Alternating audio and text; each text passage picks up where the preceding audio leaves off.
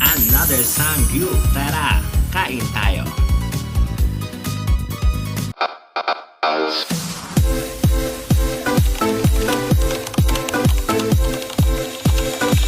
Wow!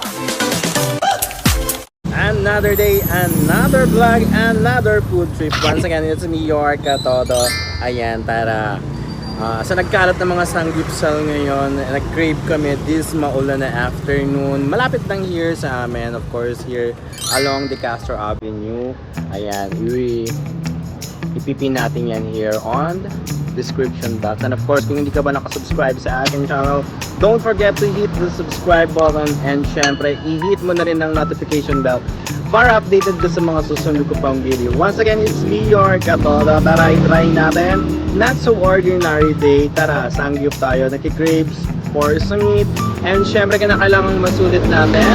Malapit lang here sa aming area. Kaya syempre, trinay na rin. And support, of course, yung mga malalapit na area lang na kung saan na hindi ka na kinakailangan pang effort or magpagod sa mga pagpapark. And of course, as we can see, meron naman silang ample amount ng parking here. And syempre, meron for motors. And of course, meron din silang mga available na milk tea, na which is ang pagkakaalam ko yun ng kanilang tunay na product before. And syempre, kinakailangan sa business mag-upgrade ka at magdagdag ka ng mga bago para mag-boom ang iyong negosyo. Once again, tara, subukan natin kung anong ino-offer nila within 199, 299, or of course 399. And syempre yung napili namin is the 399. Tara, lamon tayo! Sa mga taga-Pasig, and of course, malapit sa Ortigas Extension and sa mga matadaanan, familiar or madaling hanapin ang Samgyup Shop na kung saan ito ay nasa De Castro Avenue, number 15. Siyempre, ang pinakang landmark is the Mission Hospital and the Jollibee De Castro, na kung saan ay kung kayo ay commuting, madali lang mahanap dahil walking distance lang sa kanto.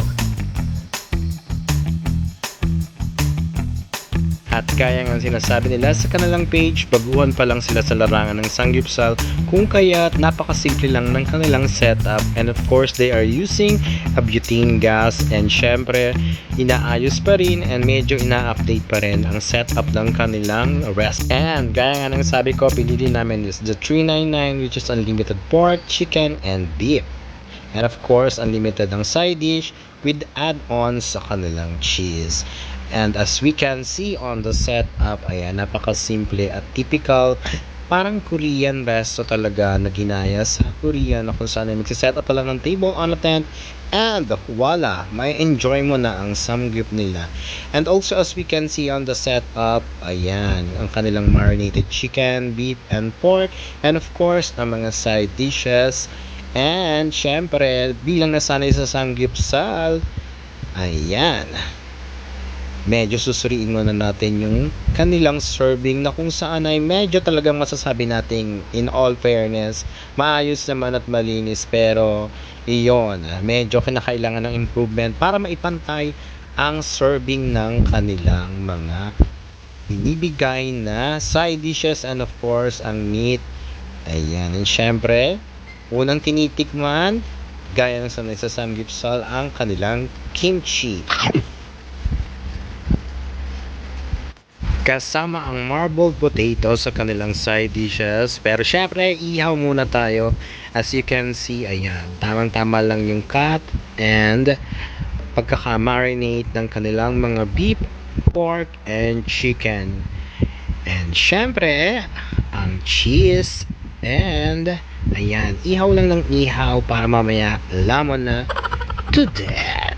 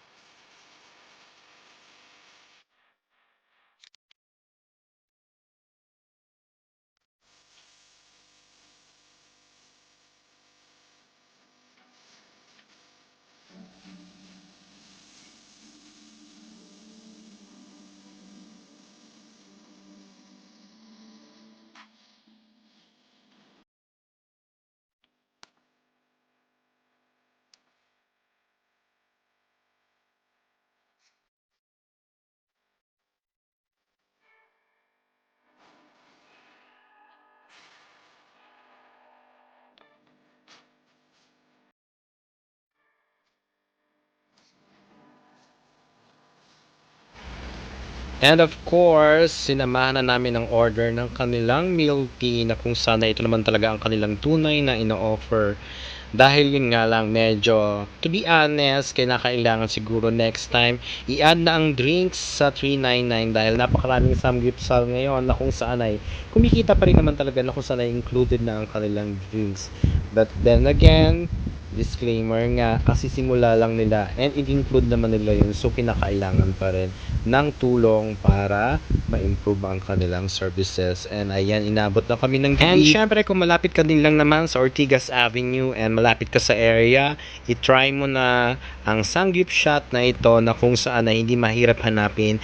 And ayun nga, meron silang magandang setup and of course, meron silang maayos na parking and safe ang area na kung saan ay since baguhan pa lang sila talaga na mga iunawain mo na kinakailangan pa rin ng pasensya para makapag-adjust sila para maging mas better sa mga susunod pa nilang services. Once again, ayan, maraming salamat sa Sanggyeopsal and maraming salamat sa experience.